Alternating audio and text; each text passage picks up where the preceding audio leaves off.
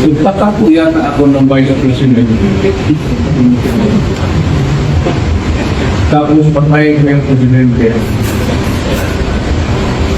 Di patas ang lamang ngayon.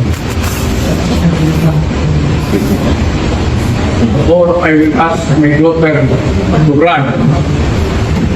And I will run as Vice President. Sabihin ko sa kanya, give me. Ano bang binalak nila? Sa totoo lang. Diba? Anong pinlano nila? They will just allow PBBM to rule for 2 years. Tapos papa-impeach ang Marcos. Para mag-Gloria makapagal 2.0 si Duterte. VP Sara. Bakit kaya?